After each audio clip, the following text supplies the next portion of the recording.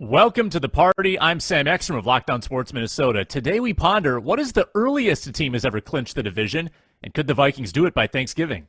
Luke Inman, Superior Sports Talk, preparing for my loser punishment after the Jags do me dirty once again. Arif Hasan, Pro Football Network. 1, currently wondering how bad the Jags have to be against the spread. And 2, I am on location at the scene of the crime. What's up, everybody? I'm Luke Braun of the Locked On Vikings podcast, and I'm not going to snitch. Coming off of the bye week, we are ready for some Vikings talk for the next hour. It's the Minnesota football party. Locked On Sports Minnesota podcast. It's endless Minnesota Vikings talk with the diverse voices of your local experts. It's time for the Minnesota football party. It's your guys hanging out talking next level Vikings football. So join in with Pro Football Network's Arif Hasan, Locked On Vikings Luke Braun, Superior Sports Talk's Luke Inman, and Vikings insider Sam Ekstrom, plus the biggest names in Minnesota football for the Minnesota football party. And it starts now. Hello and welcome in, everyone. I'm Sam Ekstrom of Locked On Sports Minnesota. On Twitter, at Sam Ekstrom. Welcome into the Minnesota football party. Today's episode brought to you by BetOnline, betonline.net, where the game starts. Joined as always by Luke Inman of Superior Sports Talk. He's at Luke_Spinman. Arif Hasan on location at Arif Hasan NFL. And Luke Braun, Locked On Vikings postcast at Luke Braun NFL. On today's show, a Viking was arrested. That's not good. The Viking with the most to prove after the bye week, and an early preview of the Arizona Cardinals Sunday noon U.S. Bank Stadium. Before we dive headfirst into all of it, we are available on Amazon Fire and Roku. It's a great viewing experience. So instead of watching us on your tiny mobile device or your slightly bigger laptop, you can watch us on your 80-inch TV with Amazon Fire and Roku. Check it out, Locked On Sports Minnesota. Gentlemen, the bye week is over, and the Vikings extended the division lead. It's now 2.5 after the Packers dropped their third consecutive against a Washington Commanders team led by Taylor Heinicke. Arif Hasan, are the Vikings going to clinch the division by Thanksgiving, as I posited in my open? I mean, they have to. That question runs through Taylor Heinicke, right? Specifically, so that's obviously going to be very tough. Sleeper agent. Yeah.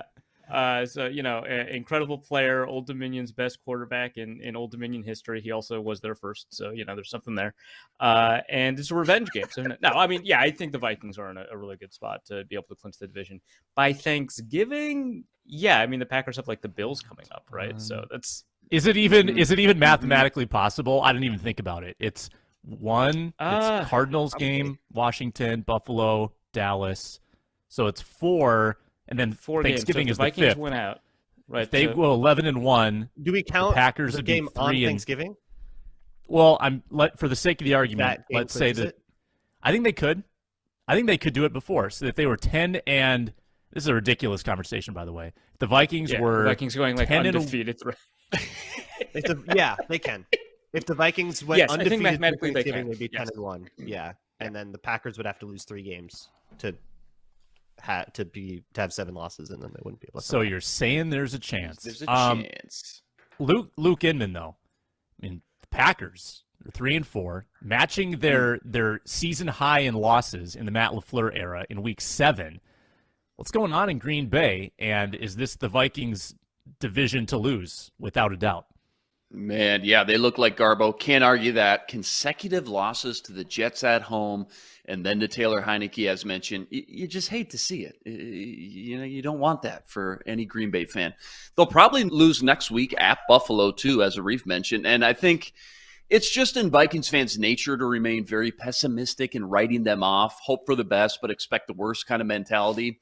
And I think fans feel that way because you look at the Packers, still doesn't feel like it's just lack of talent like the Bears that's losing them these games. It's play calling, poor decision making by Rodgers in critical points of the game. And I think they just clearly haven't figured out how they're going to adjust from losing Devontae yet, and they still have no identity on offense. People look at like the Chiefs, right, and how well they've adjusted from life after Tyreek. You see Mahomes spreading it all over the field, going through his reads, finding the open man.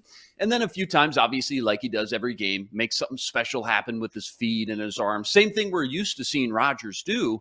But I think having a coach like Andy Reid on the sideline, calling plays, helps Mahomes tremendously, and their relationship is outstanding. I think that's the big difference I see right now. We talked a lot about how the relationship between the coach and the quarterback is so vital to a team's success right now. I look at LaFleur and Rodgers.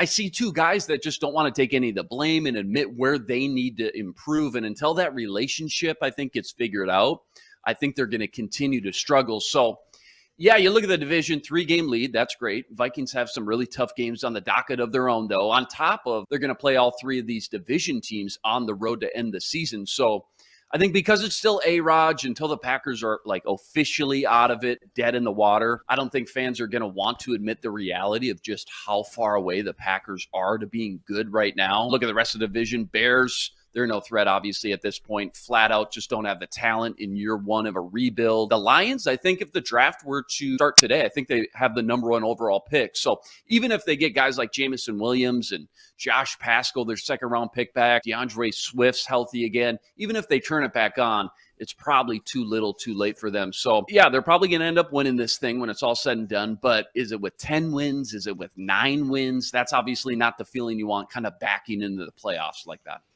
Let's frame it up this way. If the Vikings go 10-6, Braun, Packers would have to go 7-3 and beat the Vikings, or go 8-2 and not beat the Vikings. But it becomes more difficult when you think about the Vikings just going a little below 500. The Packers have a pretty tall task to catch them. Right. If they regress to a 5-6 finish, which feels a little more appropriate for the kind of team this is, right? If you go, oh man, you know, they were struggling against backup quarterbacks and these teams aren't good and blah, blah, and you want to say all that stuff and predict a regression, that regression is probably like 6-5 or 5-6. And that, yeah, like you said, that allows 2 or 3 losses for the Packers. They're going to have to beat the Cowboys. They're going to have to beat the Bills. They're going to have to find wins in places where it's not as easy to. And I think beyond that, like if I'm in the Packers organization, I'm not looking at that. I'm looking at, why can't we push the ball downfield when we drafted all these speedy guys? Why can't we get Aaron Jones going as much as Aaron Jones should be, even though he's been really efficient? Like, why can't we get more meat off that bone? The Packers are like broken on offense, and like they need to fix that if they want to even think about contending for this division. Otherwise, they're going to end up with 7 wins and a really weird dead cap hit.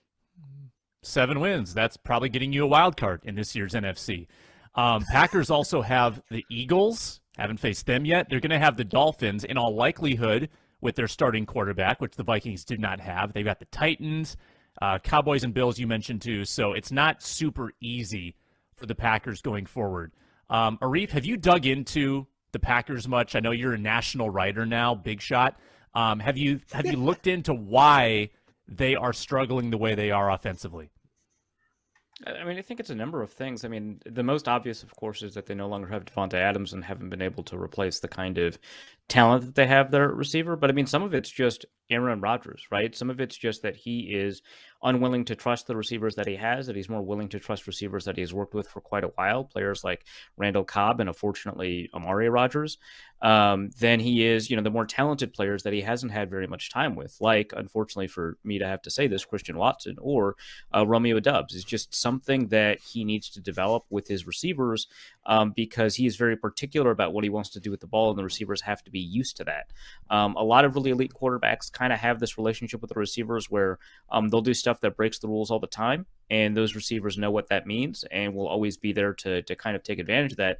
And none of these receivers, except for maybe Randall Cobb, are comfortable enough with Rodgers for that. That's offensively, and that's only some of it. Rodgers is playing Too emotionally, I guess, is really the opposite of a Kirk Cousins. I mean, we made some jokes, maybe even last week, about how Rodgers plays like very emotional football, and how after his team gets scored on, he immediately tries a deep shot. And yeah, that's true, and that's hurting them.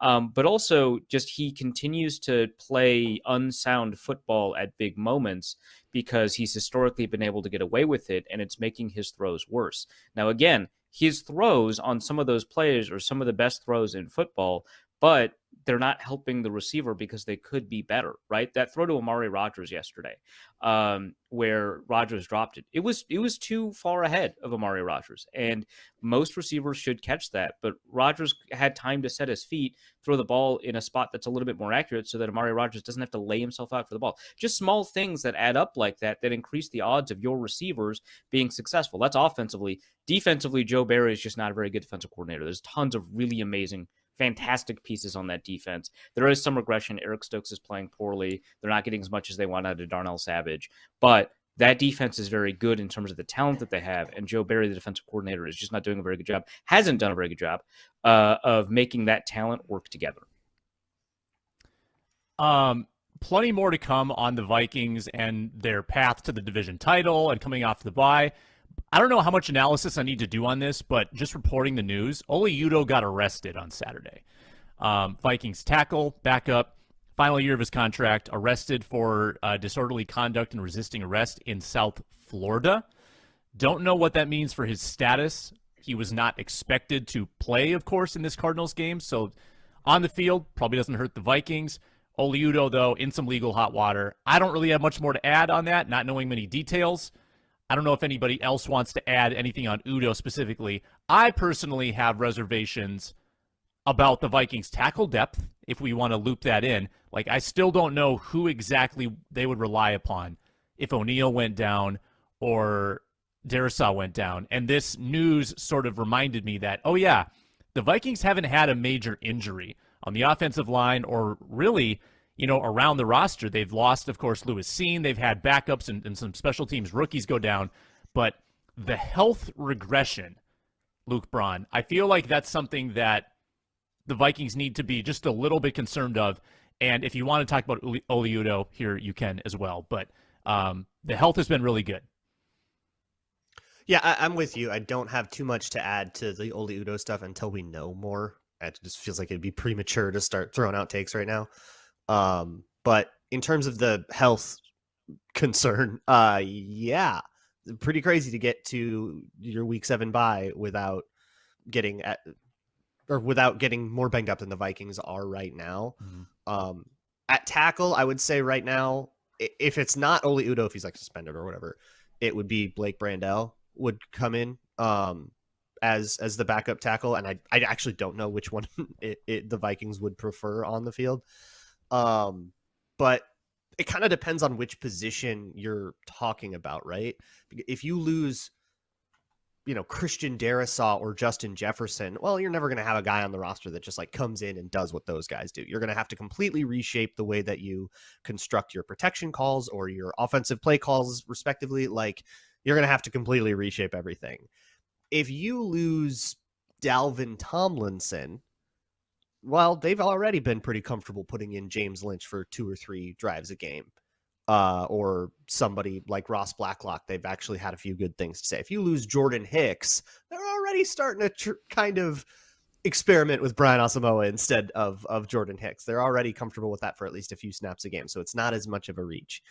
If you lose Cam Bynum, Josh Metellus played well in reserve. So, like, it kind of depends on where on the roster you're talking about, but there are absolutely areas where going into the season, we talked about this. They cannot afford a major injury in certain areas. And of course, you can't afford to lose your superstars. Nobody can. So we just kind of have to hope that this clean bill of health continues for as long as possible. Or if they do get bit by the injury bug, they get bit in ways that they can overcome. Inman, do you think that KOC is justified now in sort of the hold the starters in the preseason approach, because they have been unbelievably healthy? Harrison Smith is the only starter who's missed a game, and he missed 1 game. Do you think that there's justification now for the caution that he had in the preseason? Yeah, you could certainly make that case. Again, I mean, that can't be overstated how well the Vikings have been able to stay healthy and on the field. That's huge. I think devil's advocate, a lot of people would say, well, yeah, but they could have used those reps when you look at just the inconsistencies they've had on both sides of the ball, offensively and defensively, and got some more live reps against different competition, just to kind of get the timing and the chemistry, all the cliches down. But just to be able to get those reps against different competition would have been nice. But I think at the end of the day, especially, it's an easy pill to swallow now that they're winning games, these close games, while they figure out some of those inconsistencies along the way. At the end of the day, you'd rather have the healthy team while you're certainly starting to figure out some of those inconsistencies versus the alternative. Arif, anything to add? Yeah, I think one thing to point out is that the Vikings do have 3 backup tackles on their not active 53-man roster, which is pretty unusual because it's Blake Brandel, Oli Udoh, and Rodarian Lowe, who I believe is no longer on the practice squad, at least last I checked. So that's interesting. It gives the Vikings a little bit more to work with. Not that I trust Lowe. Are you going to interrupt and say he's on the practice squad now? He's rostered. Okay, yeah, that's what I thought. Okay, yeah. So 3 tackles is kind of unusual to have in a backup situation, which means the Vikings are uniquely capable of kind of absorbing this particular problem. But yeah, I mean, it's not great. I from my read on what had happened in training camp, it would be that Blake Brandel would be the one that steps up instead of Oli Udoh. So the Vikings lose their backup tackle in this scenario. If it continues to play out like it seems like it will, and so. Yeah, that's an issue, right? But it's certainly not the worst issue. Like when the Vikings had Jaron Kearse over the bye week commit a DWI or DUI, they cut him, and the Vikings actually lost someone who contributed in a meaningful way, both on special teams and potentially as a third safety from time to time. And so that was a bigger issue, right? And that was a player that they cut. This seems like it's not going to impact the Vikings roster plans all that much, even after we account for the fact that they'll probably regress because they're currently the healthiest team in the league in terms of starters. Yeah. I don't Up to this point, when Kearse. a guy like Christian Darrisaw has gone out for a snap or two, has it been pretty an even split as far as Blake Brandel getting a few snaps and Oli Udoh getting a few snaps? I feel like Brandel's been first off the bench, yeah? Yeah, that's been my impression. Off the bench. Almost And Oli Udoh got Brandel. some as a 6th offensive line, which is a different thing. I think Oli Udoh might be like a backup guard too. Like that might be why he's the extra guy. Well, now I'm down the Jaron Kearse rabbit hole. Did they not cut him? 2019? Yeah, that's when you guys. I thought they let him October walk. 27th. They must have let him walk. That's my bad. Yeah, that's all right. You're allowed to make mistakes once in a while. This episode is brought to you by betonline.net. And speaking of mistakes, oh my gosh, actually the gambling didn't go terribly this week for any of us. BetOnline's your number one source for football betting and the start of the new basketball season. I'm never going to get through this read. Find all the latest player developments, team matchups, news, podcasts. The Vikings started -5 against Arizona. Now they're -4 against Arizona. People are backing Murray and Hopkins and Kingsbury. As always, BetOnline remains your continued source for all sports wagering info. It's basketball, it's football, it's World Series, MMA, boxing, golf. Head there today or on your mobile device to learn more. BetOnline, where the game starts. The Viking with the most to prove out of the bye. I quit. In terms of who has the most to gain from post-bye performance, I think it's Garrett Bradbury. Maybe not necessarily with the Vikings, but given that he is one of the free agents that is currently starting for the Vikings that you have to worry about, right? Because like Dalvin Tomlinson doesn't really have much to prove. Patrick Peterson might retire. I don't know. But Garrett Bradbury will probably want to continue his career, and if he finishes out the season with some strong play, he'll be able to get a good contract, whether that's with the Vikings or more likely with somebody else. So I think that he's probably got the most to prove in terms of what he can gain from a high-level performance this year. I would apply all those same logic points to Irv Smith, because I think Irv Smith could still, like, if Irv Smith really balls out down the stretch, there is this like air of potential around him, and it'll feel like he's finally living up to a potential that's been like stapled to his name for years. And I think that can create a greater market, whether it's with the Vikings or otherwise, than somebody like Bradbury, who has the word potential slid off of him a long time ago. But otherwise, yeah, all the same kind of things. There's definitely money on the line for all these 2019 guys that are looking at the market. Going to be weird when the Vikings, for a third straight offseason, cut ties or let walk a pretty capable starting tight end. Like Kyle Rudolph cut, Tyler Conklin let walk, too expensive, and Irv Smith, I assume, let walk, especially unless his lack of performance allows them to sign him back more favorably to the team. I feel like he probably is done after this year. Inman, would you agree with that? It feels like it through these first, 6 games, 7 weeks. And a lot of people were high on Cam Bynum, and then obviously he wins that starting job out the gate too. And now, especially that Lewis seems hurt and there's no backup option, I feel like he's got even more pressure. Josh Metellus is back there. He's certainly got some reps too, but he's been one of the worst defenders on the team, according to PFF. Just no flashes, kind of like we saw in limited action last season. And then during training camp, the few practices that I went to, he was flying all over. I'm hoping we see more flashes like we saw last year from Bynum out of the bye, and was a guy that had a lot of expectations, especially once he won that starting job, that just hasn't lived up to the hype so far. All right, Adam Thielen, through 6 games, career low contested catch rate at 30%, career low passer rating when targeted, career low yards per route run. Adam Thielen has a almost $20 million cap hit next year. That's not going to hold up. Adam Thielen needs to, I think, have a better second half to establish that he's going to be around, into the future. And it's a really tough contract to get out from under next year. They kicked it down the road where dead cap $13 million next year. That's not super easy to just absorb. They've got enough dead cap problems as it is. And I think Thielen probably will play ball with a renegotiation. Like, I think that he probably just is and wants to be that kind of legacy player. But if he goes to the second half of the year, guys, and he's unable to make those contested catches, he's not scoring touchdowns, and he looks injured all the time, I think that's problematic for Adam Thielen's future. Your thoughts, Arif? I think, honestly, there's actually not much that he needs to do. I think that he's playing well and that he's not getting the targets that he deserves. I think that when somebody is getting open and they're not getting targeted, sometimes that is just because of the offense or because of the quarterback. I'm a huge stats guy, right? But I think that in this case, when you take a look at the way that, yeah, right, this is very brand weird. new I know information. Yeah. No, I've turned a corner. I've decided to embrace numbers.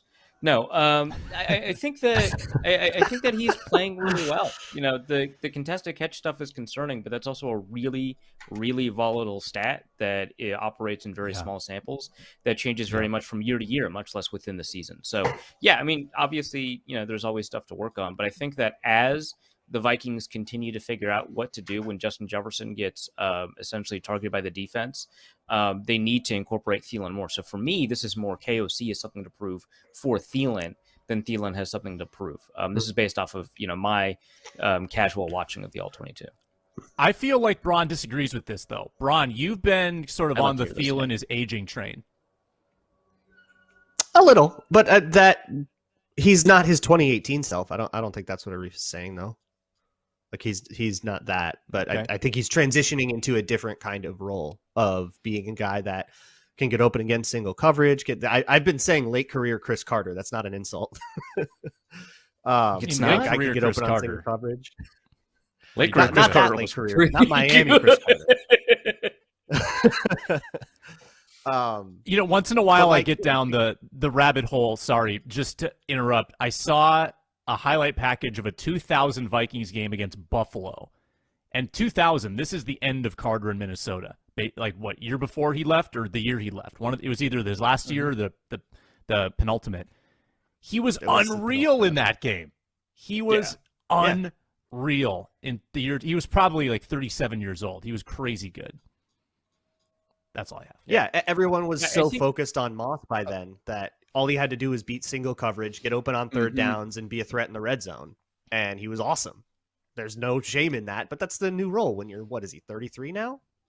Good place to be for and I think Luke and I are kind of on the same page. We just approach the question, I think, from different angles, which is, can Thielen become his 2018 self? No, and I think that's the question that Luke was answering. The question I'm answering is, can Thielen produce more than he is? And I think that he can without it being necessarily his fault. I think, the Chris Carter comparison makes a lot of sense. Maybe not from like a sheer talent perspective, but from a role perspective, certainly being a red zone threat, being somebody who can win on the sideline, being somebody who can, beat single coverage and take advantage of the attention that's given to Justin Jefferson. Sorry, Inman, I cut you off. No, I was just going to say, I've seen a lot of mock drafts actually for next year with a lot of people having the Vikings taking a wide receiver and maybe not dissecting the Vikings play thus far through these 6 games and just looking at the stats basically and saying, oh, Adam Thielen must be regressing a little bit. He's getting a little older. KJ Osborne, maybe not wide receiver 3 that they expected. Do you think wide receiver in the first round is as much of an option as maybe some of the national media people writing these mock drafts are making it out to be? Always. Can never have always just keep drafting them. No, I like really Osborne, good though. wide receivers. Anything with that. Oh, that sucks. Too many. Oh no! If only the offense could control the personnel that's on the field. Too bad. I have never seen that be successful before. Please do not look at Kansas City. Or the Super Bowl winners of the last 3 years. Let's jump into one of my favorite segments. It's the nerdy stat of the day, where everybody produces a nerdy stat. Run it. Analytics fans rejoice. Woo-hoo-hoo! It's time to get educated. Whoa, you're blowing my mind right now. With the nerdy stat of the day. Oh, that's good. What on earth was that? Whose vision guided Who wants this to process? start? I'm talking. Let's go. Wild animation for the audio listeners. Watch on YouTube. You can see something. Okay. Anyway, the stat I'm choosing today is called drive success rate. So what it does is it takes a look at the number of first downs that a team has an opportunity to produce, whether that is at the beginning of the drive or a new series of downs. So, for example, if you go 3 and out, you had an opportunity to create 1 first down. If you made 1 first down conversion, you had an opportunity to create 2, right? Because you have a new set of downs. So, and then obviously it culminates in a touchdown, which counts as a first down for the purposes of most statistics, including this one. So you can end a drive with a drive success rate of 1.0. The average over the course of a game tells us a lot about the ability of a team to consistently move the chains, consistently, account for field position, right? And it's a pretty decent measure of offense that allows you to take advantage of explosive plays because there's fewer first downs you have to gain in order to get a first down or a touchdown. And it also accounts for field position because if you're not scoring a ton of points, but you're always backed up at your own 5, that doesn't mean your offense is bad. It just means that you've got bad field position. Drive success rate allows an offense to generate some first downs and gives them some credit for that. So there's an offensive drive success rate and a defensive drive success rate. And you can get the net of that by subtracting the offense and the defense. And the Vikings, unfortunately, are 20th in drive success rate. And I thought, hey, that kind of makes sense to me. The Vikings had 11 3 and outs. That doesn't seem very unusual, right? The last time they played. That doesn't seem very unusual. They seem like a streaky team that has a fair number of 3 and outs. And then when they have a successful drive, everything is clicking. They're going, and that's how they score points. And so I figured, they probably have a pretty low drive success rate because of all those 3 and outs. And they're 11th. It's not good, right? But offensively, they're 11th. So I was like, well, that's interesting. So the defense is 19th in drive success rate. So that's actually a bigger issue for the Vikings in terms of the way that they defend because they're allowing other teams to get first downs. Either way, 20th is a huge concern in net drive success rate because it means that, when it comes to the fundamental act of, offensive football, moving the chains or defending someone from moving the chains, the Vikings are not doing as good of a job as their win total indicates. Very good, Arif. That was excellent. Luke Braun. That was solid. Without looking it up, do you guys know off the top of your head how many times the Vikings have blitzed a safety? Blitzed a safety? I love Blitzed a this. safety specifically. And that could be a run gonna blitz. go That can be 6. Harrison Smith coming off the edge. Okay. Be on a however drop back. PFF It doesn't charts have it. run blitzes. So, yeah, pass Okay. rush. Okay. Yeah, I'm What'd gonna you go guess, 6 Arif? total You times said this year. 6? 6. I'm Yeah, gonna I'll go say under. I'm gonna say 3. Under 1. One time the Yeah. entire season they have blitzed a safety. Harrison Smith once he got a hurry. Yep. If there is an 100% adjustment to be pressure rate. made for this for this exceedingly vanilla looking, easy to carve up for everyone's backup quarterback defense, it would be getting those safeties more involved. Now I understand that they like to keep the safeties on the roof pre-snap to help disguise their coverages and to help it be more difficult to read. I understand they're kind of accepting a trade-off there. But sometimes your safeties rotate down. Sometimes you're in a cover 3 look where a safety is rotating down. Send that dude. He's Harrison Smith. Feels like a pretty good little at bit of a. blitzing, man. It's like I always said do I have to anytime explain Harrison this? Smith blitzes, something good happens. Always. The Yes, Vikings and have that- a below average Always. blitz rate for the season, which is funny because it counts anytime they send all 5 up front as a blitz, right? Because anytime you've pass rush, for the purpose of these statistics, anytime you send over 4 pass rushes, it counts as a blitz. So the Vikings have a below average blitz rate, even though they sometimes have 5 on the line and they could just send all of them, is already an issue. And then of course the fact that they are rarely sending defensive backs, and especially Harrison Smith, I think compounds that issue.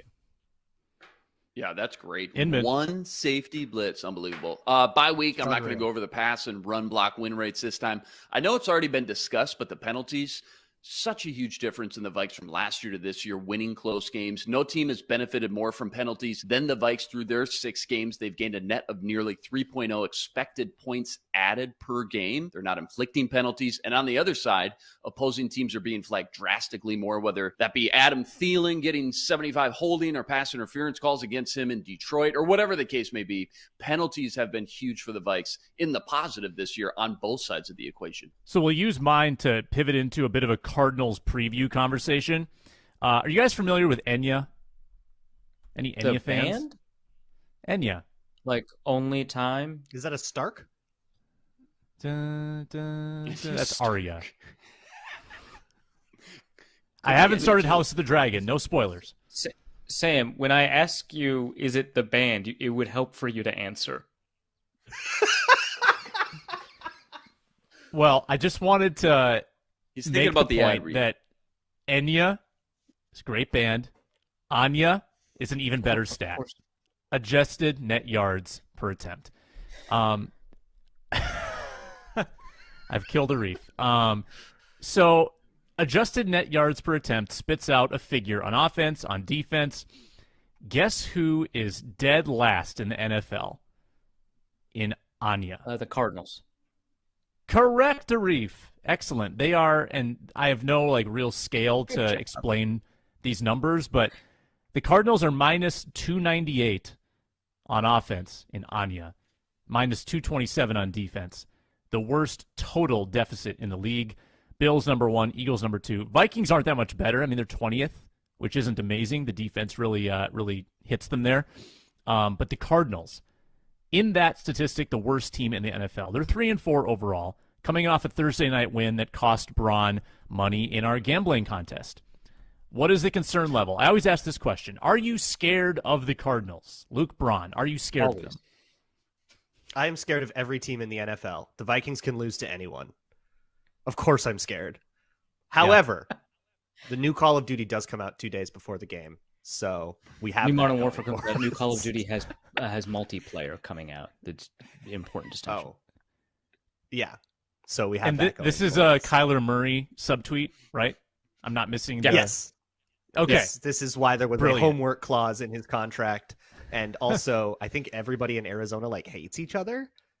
I don't know. Mhm. Things That's are what it weird seems over like. there. But that doesn't mean Weird that we vibe. can't screw up 3 coverages and lose by 2 touchdowns. They need to listen to some Enya. Need is a Together. strong word. It's a Team prescription. building. They need to play How Modern often Warfare does a together, new team Call building. of Duty come out? I feel like a new one just came out a few weeks ago or a few months ago because that's why everybody Yeah, was so making fun of so a Kyler. new Call of Duty came out a few weeks ago. They're opening up multiplayer Oh, I right see. before the Vikings play the Cardinals. but also a new Modern Warfare is releasing this weekend as well. So those are different games, I'm told. Medal of Honor? Okay. I don't know. These are all shooters. I'm not a shooters guy. Okay.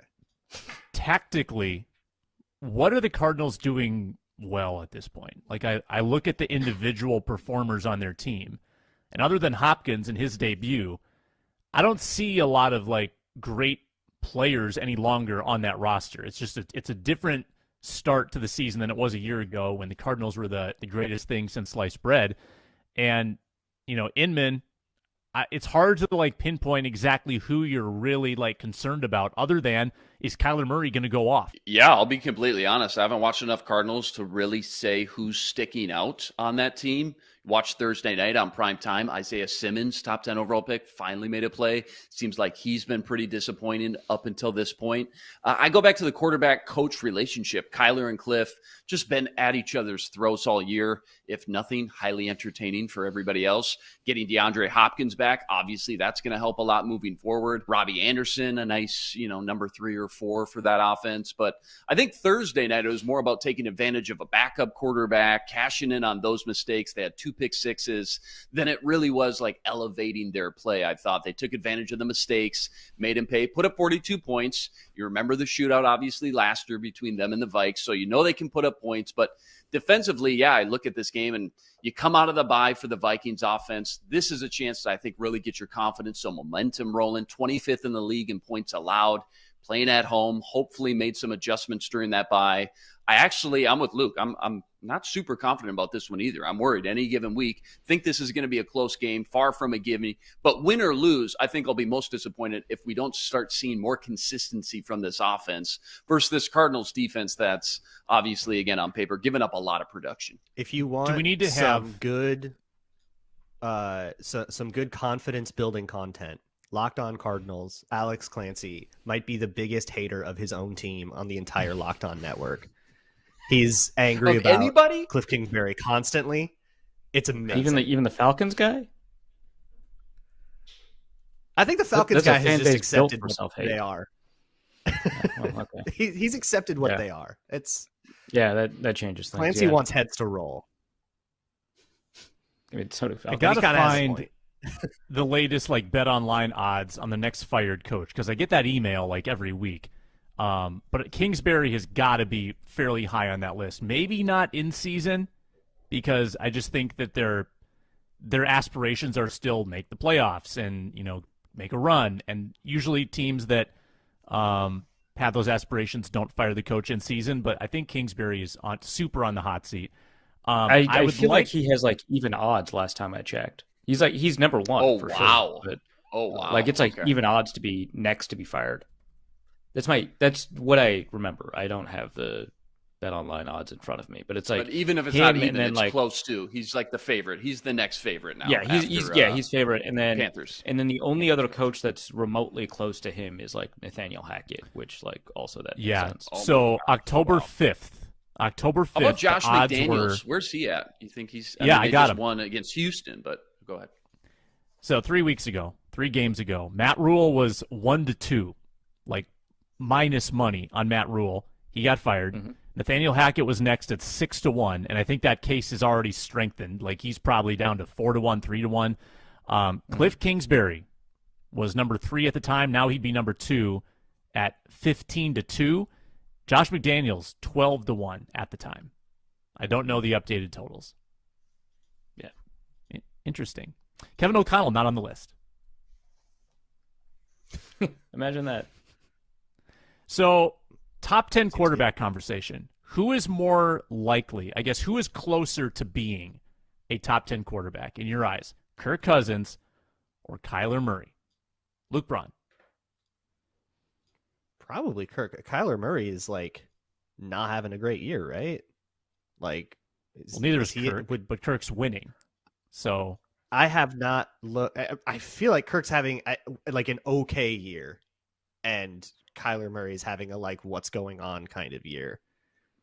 But I haven't looked at a quarterback ranking all year, and I'm pretty proud of that. So I'm going to defer this one to Arif, who writes them. Yeah, I'm with Luke. I don't know Kyler's stats as well as probably Arif's going to rip out a bunch of great stats, but just seeing what we've seen over these first 7 weeks, it feels like Kyler's just the Cardinals in general. Again, that quarterback-coach relationship, him and Cliff, have just been an absolute disaster so far. Kirk, not great by any means, but at least he's winning games in the process. Yeah, so Kirk is about half a yard ahead in adjusted net yards per attempt. So Anya, but actually per attempt as opposed to the total value that Sam was using. But he's a somewhat significant degree ahead of him. The other thing is that Kyler Murray's performances are probably worse than some of his statistics indicate because he is benefiting a little bit more from dropped interceptions. He's getting a little bit more credit for big-time throws, whereas Kirk's big-time throws are not necessarily always converting into big plays. And so there's a little bit more meat on the bone for Kirk Cousins to play a little bit better and a little bit less for Kyler Murray to have tolerance. In terms of on-field play, Kirk Cousins is a less limited passer.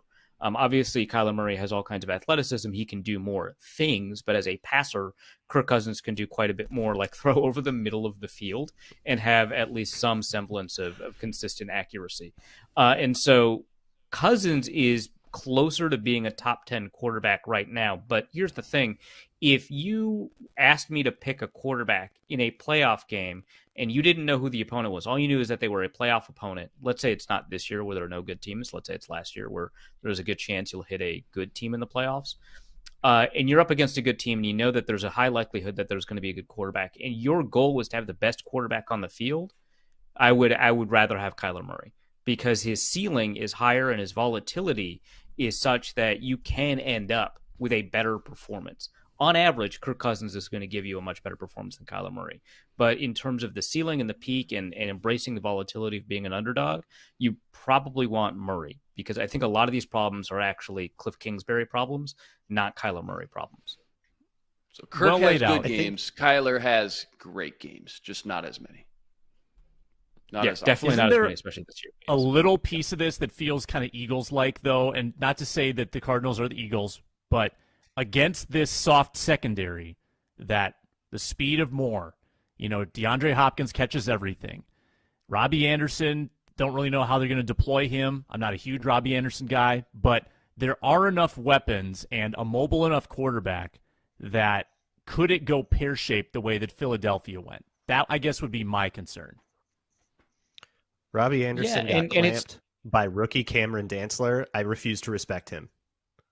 His name is Sun God, and you will respect him. No. They're both nicknamed Sun God, okay? But for different reasons. Oh. But I know who wins that, then.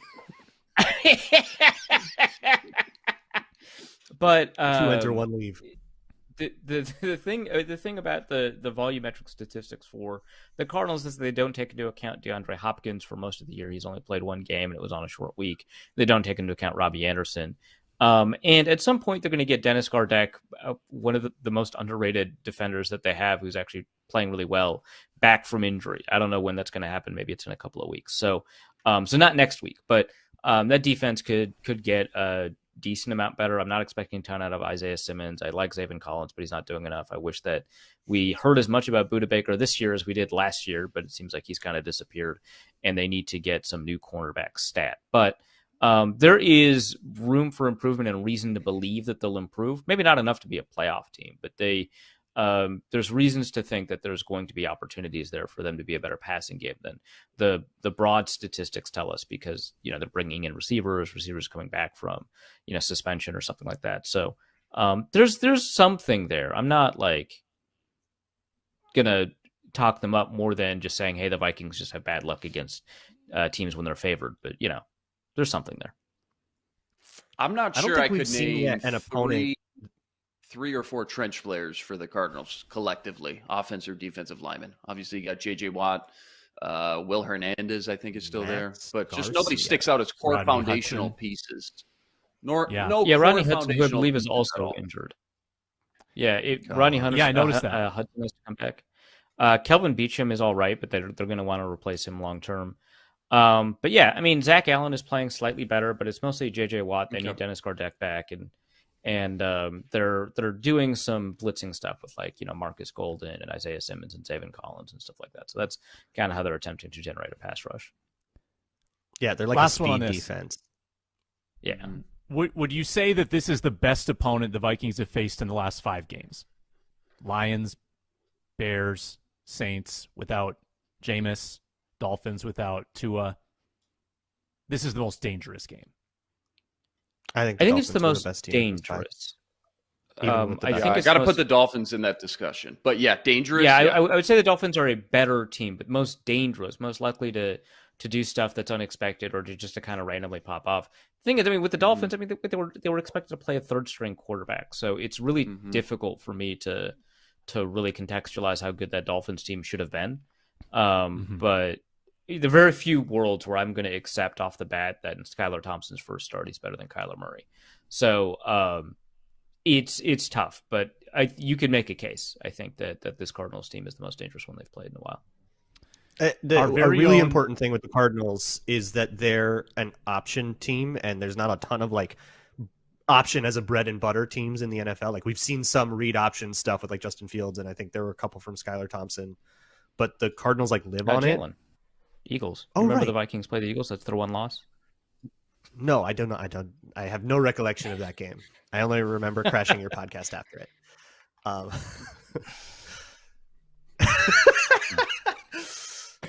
right. Well, yeah, then maybe that can go belly up. They did real bad against the option the first time.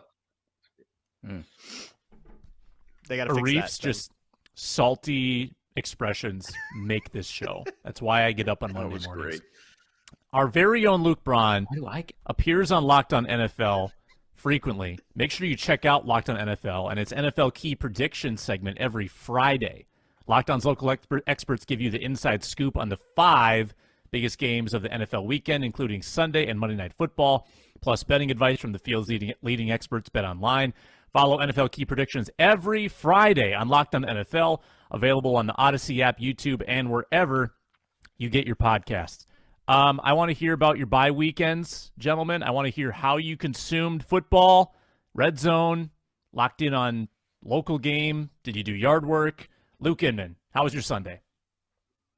It was great, actually. The godson came down from Fargo, North Dakota, brought the pups. We went to the puppy park a few times, went to Screamtown out in Chaska, checked out some haunted houses, and then Sunday, per usual, logged into Dad's Red Zone account, sat on the couch for 7 hours, and just ingested some football. Awesome. Arif, you're in Jacksonville? Yeah, that is one of the potential locations I could be in. In order to watch the games that I needed to watch, I needed to manipulate my perceived location online, which took quite a bit of doing. But I was able to get my television provider to serve me all the games I needed to watch. So that was nice on Sunday. Before that, I've been doing a lot of furniture shopping. As you can see, my location is pretty bare, and it is very important for me to complicate this crime scene. So, finding new furniture has been a big part of it, and also, I'm coordinating with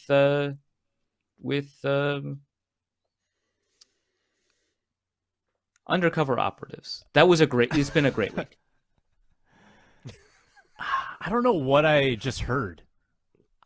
Cool. I don't know I think what that was the idea. Yeah. Don't remember it. You don't need to remember it. All right. Luke. I did chores most of the weekend. The rabbits needed to be brushed, which is something, if you have pet rabbits, you need to occasionally brush out their undercoats. Otherwise, they'll get a hairball, and they can't hawk up a hairball like a cat can. It'll just block up their system and kill them. So it's a whole to-do. It's a giant, annoying process, and I got bit by and scratched a lot. Good. But I Ouch. then spent Sunday doing all the chores I would usually do on Saturday, which was consumed by the rabbits. So I was just kind of doing laundry and watching Red Zone, which is, you know what? I'm There's been worse so Sundays. happy that you're basically miserable all the time. Well, yeah, that's been the case since like 2003. And it gives me great joy. Well, yeah. I'm glad. Yeah.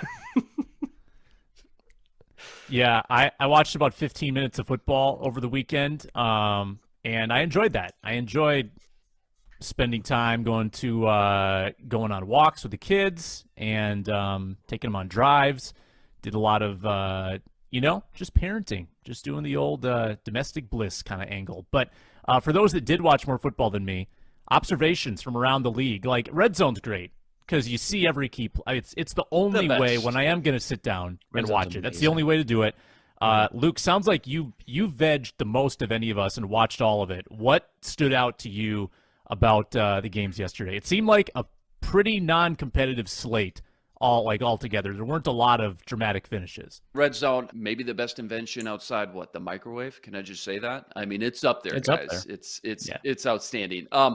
Couple observations. Old quarterbacks in the league, looking their age. A-Raj losing to Taylor Heineke. Already talked about that. Brady and the Bucks losing to the Panthers after they trade C-Mac and Robbie Anderson by double digits. Even Matt Ryan lost to the Titans. You can see kind of the end of the era taking over with some of these younger quarterbacks developing. The older guys kind of getting weeded out. But probably of all of the games that I watched, the biggest storyline that's just watched unfold through these first 6-7 weeks, the Seahawks pulling the swindle of the century, trading Russ and getting back all those picks. They free up all that money. They crush their first draft. Kenny Walker looks like a stud. Tariq Woolen, he'll be up for Defensive Rookie of the Year. 2 really solid tackles, Charles Cross, Abe Lucas. Boye Mafe could be solid. Kobe Bryant's legit.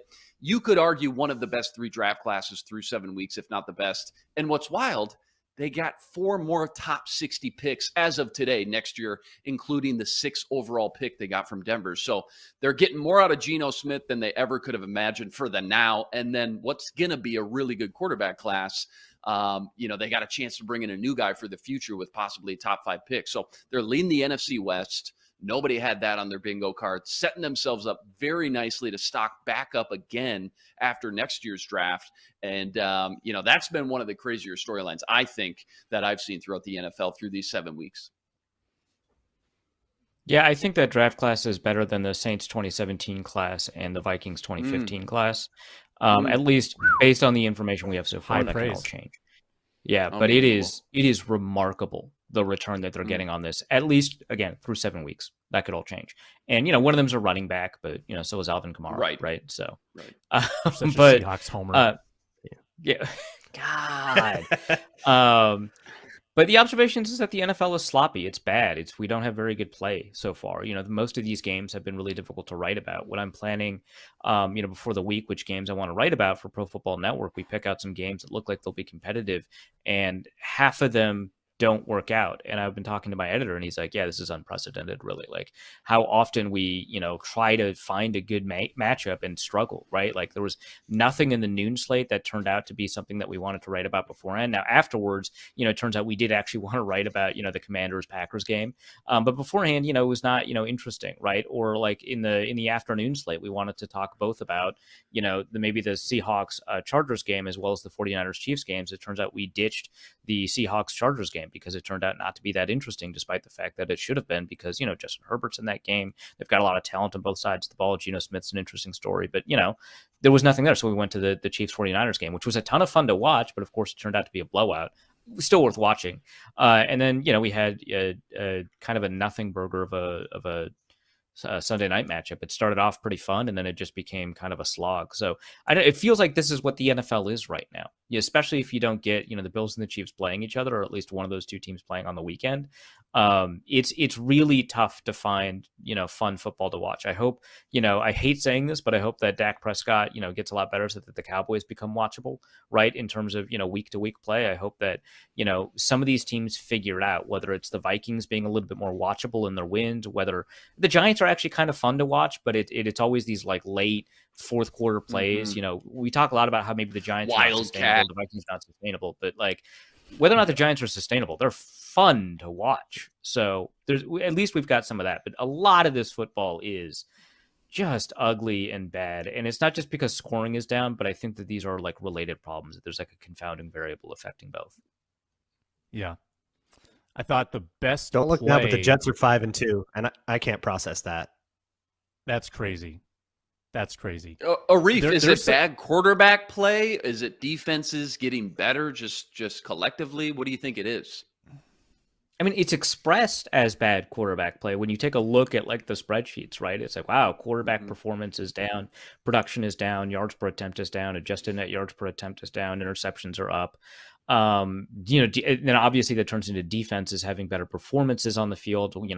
We have a reduced points per game, which last year was actually a dip from the year before in terms of points per game. It's the lowest since I believe like the early 2000s last I checked. So really low, right before 2011. So there's an explosion right after the lockout in terms of points. And so 2010, I think, is the last time we've had points this low. But 2010 was entertaining football if you weren't a Vikings fan. So, it's kind of interesting that it's not just that offenses are playing poorly and defenses are playing well, because you can still have some pretty entertaining football, as we saw in previous seasons where you had less scoring. So I think it's messiness, and I don't know what's causing it, because we had cleaner football in a year without a preseason. So it's clearly not because we have 3 preseason games instead of 4, and no one plays in the 4th preseason game anyway. It might be the practice of being really careful with your starting quarterbacks. But it's not because of a lack of preseason play. We had cleaner football in 2020 when there was no preseason, right? And so that can't be it. It might be the practice of making sure that quarterbacks and starters just don't participate in practices and don't participate in the preseason. That might be playing a role, but it feels like that's kind of a non-entity, right? I think part of it is that some of these older quarterbacks, like Luke had mentioned earlier, are fading away. That Tom Brady is checked out for a bunch of reasons that I don't blame him for. That Aaron Rodgers is on his last legs because he just cannot work with an offense that's not perfectly suited to him. We saw a couple of retire. Matt Ryan is already gone. Phillip Rivers retired. Ben Roethlisberger retired. And so we've got fewer quality quarterbacks in the league, and some of these young guys that were hoping to replace them, there was a dearth of quarterbacks that you just couldn't bring in good quarterbacks that would be elite. Suddenly we have a few, but they're inconsistent, right? The only one that is really consistent right now is Patrick Mahomes. Maybe you throw in Josh Allen into the mix, but we're not getting consistent performances from Lamar Jackson. I don't know if we can count on Jalen Hurts to continue doing this going forward. Justin Herbert is not playing consistently, even though he's supposed to be one of those young quarterbacks. And so there might be a dearth of quarterbacks. We might just be hitting a generational change. I think, a lot of us, including me, have blamed the increase in too high safety coverages, whether that's cover 2, cover 4, or cover 6. And that has been happening, but it feels like that there's no way that that's the only explanation. There's got to be another explanation. Offensive line play is up from where it was 4 years ago. So that can't be it. I don't know, but it is really difficult to figure out. Yeah. In 2013, the best quarterback out of that class was Geno Smith. In 2014, best quarterback out of that class, Derek Carr. 2015, yeah, there was just a chunk of time we just didn't draft quarterbacks that were good. Yeah. Then we had the Goff Wentz year, and then we have to go all the way to between Winston Mariota, Russell Wilson, and Patrick Mahomes, you got maybe one quarterback a year that had any staying power. And so now we have a whole bunch of teams rolling out with either those guys or the corpse of Matt Ryan. Yeah, it's like a lost generation of quarterbacks. Yeah. I just love that the Winston Mariota discourse has flip-flopped so many times, because it started out, Mariota's better, it's clear. Oh, now it's Winston. Now it's Mariota. Now it's I think there's been about 5 lead changes in who won between those two. We're running out of time. Let's get into our party fouls for the week. It's the biggest blunder that you experienced professionally, that you saw in football, something awkward that happened socially. It's party fouls. Let's do it. It's time to tell you who spilled their proverbial drink on the sofa. Get ready for this week's party foul.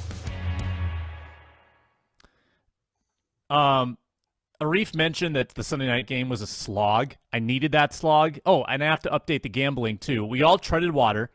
1-1 Luke, 1-1 Luke, myself 1-1 because of the slog on Sunday night. I hit the under. Arif Hasan, though, needs the under in Bears Patriots to go 2-0. So a big chance for Arif to open up. I hope you start. His lead. Needs no points in that game. We'll have the updated totals on Thursday. So double party foul from the Sunday night game. Not only does Kenny Pickett throw a scatterbrained interception to lose that football game, but the official who waved it incomplete. I mean, that's one of the worst calls that I think I've ever seen. And thankfully, they didn't even have to go to a review. The other officials came and just talked sense into him, or they got something in their ear that said, you're blind. This is clearly a completion. But the picket throw combined with the officials' wave off was a double party foul to end just another sloppy, messy, wretched primetime national game. That's fair. I also want to yell at some officials. That's fair.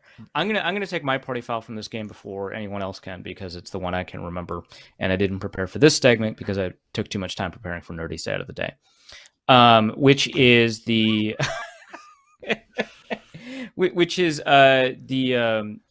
the Dolphins' choice to go for it instead of kick a field goal.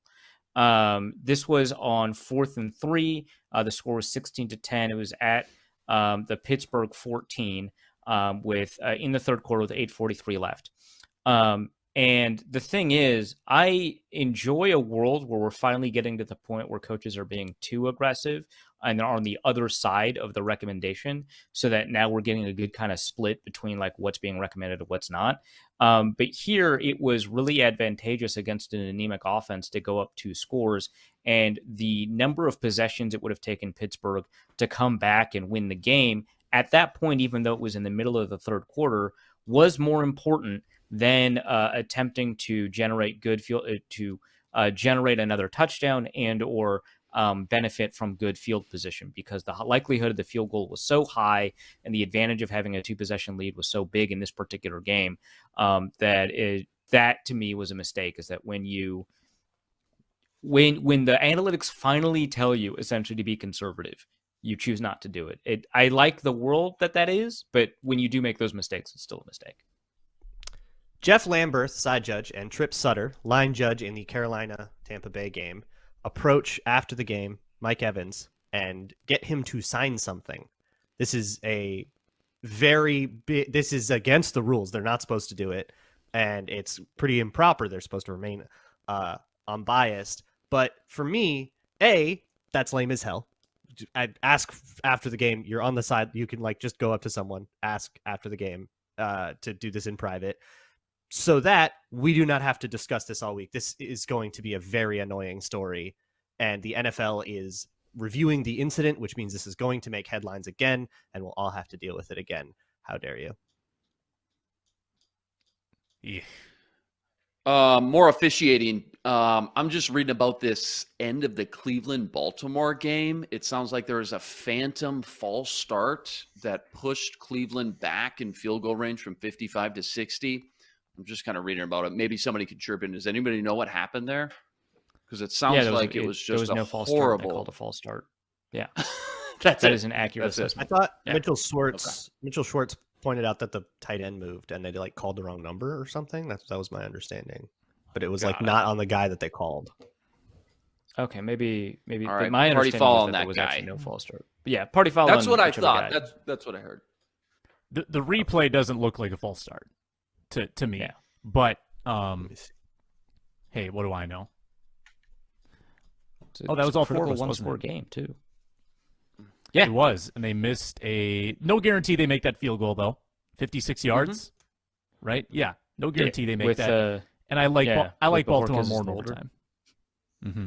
Yeah, yeah, yeah. The Browns cannot make a clutch field goal to save their life. Rough going for Kevin Stefanski right now, and that doesn't even include the firestorm around Deshaun Watson. It's just bad on the field right now, and then Watson has to come back probably to a bad team and make all these other headlines. So not a great situation in Cleveland. Thursday's show, it's going to be fun. We'll get more into Vikings Cardinals. We'll welcome Ron Johnson into the show, and we'll have some other fun activities as well. But until then, it's Luke Inman. It's Arif Hasan. It's Luke Braun. I'm Sam Ekstrom. Check out all of our shows on Locked On Sports Minnesota. You can subscribe, and comment on the YouTube channel. Get all of the shows on video. And when you comment, when you subscribe, that just helps spread the love, spread the brand of Locked On Sports Minnesota, help other people discover the show. We'd appreciate that. Amazon Fire and Roku, you can find us there as well. Until Thursday, we will see you then on the Minnesota Football Party.